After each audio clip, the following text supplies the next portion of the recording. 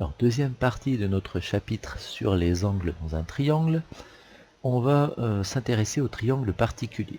Alors, vous savez depuis longtemps qu'un triangle isocèle a deux côtés de même mesure, et bien il a aussi deux angles qui ont la même mesure, c'est-à-dire deux angles égaux. Un triangle équilatéral, c'est un triangle qui a trois côtés de même longueur, donc qui a aussi trois angles égaux.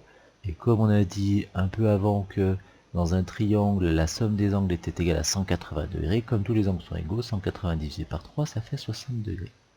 Et un triangle rectangle, c'est un triangle qui a un angle droit, c'est-à-dire un angle qui mesure 90 degrés.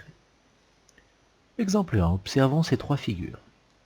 Dans le triangle BGH, nous avons donc deux côtés de même longueur, deux angles de même mesure. On va indiquer nos angles de même mesure. C'est l'angle GBH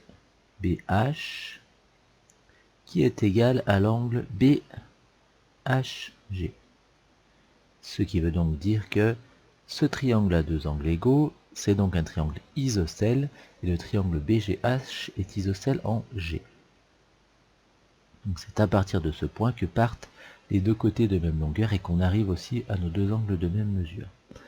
Deuxième figure, on voit clairement le codage, donc l'angle ZUT mesure 90 degrés, donc le triangle ZUT est un triangle rectangle en U. On indique le point où l'on trouve l'angle droit. Troisième figure, trois côtés de même longueur, trois angles de même mesure. Les angles s'appellent PAF, AFP et APF. Ils sont tous les trois égaux. Donc un triangle qui a trois angles égaux, c'est un triangle équilatéral.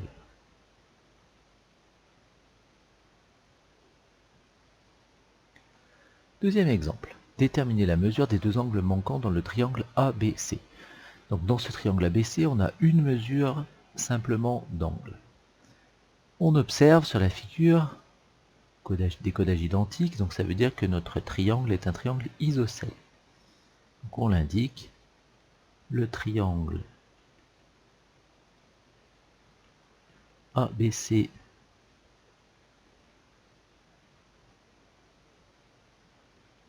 a deux côtés de même longueur.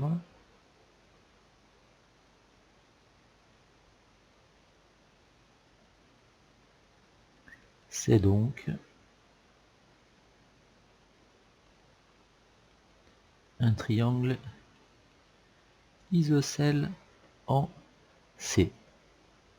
Si c'est un triangle isocèle en C, ça veut dire qu'il a aussi deux angles de même mesure. Ainsi, il a deux angles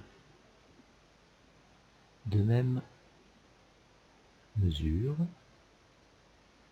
Donc ces deux angles, c'est l'angle CAB et l'angle CBA. Donc l'angle CBA a la même mesure que l'angle CAB, c'est-à-dire 73 degrés. Donc cet angle fait 73 degrés. Donc on a deux angles de 73 degrés. On cherche le troisième, et pour obtenir la mesure du troisième, on va utiliser la propriété qui nous indique que la somme des angles d'un triangle est égale à 180 degrés. On l'indique.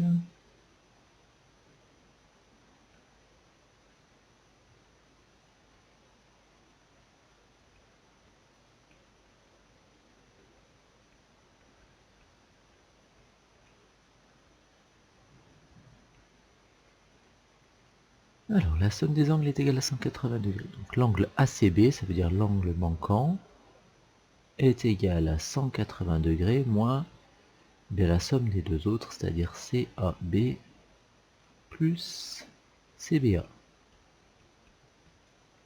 180 degrés moins 73 degrés plus 73 degrés, on aurait pu écrire aussi 2 fois 73, ça fait 180 degrés moins 146 degrés. Et 180 degrés moins 146 degrés, ça fait 34 degrés. Donc, on peut peut-être conclure, par conséquent, On va réindiquer les deux mesures que l'on a obtenues. CBA égale 73 degrés et ACB égale 34 degrés. On a bien trouvé les deux valeurs manquantes.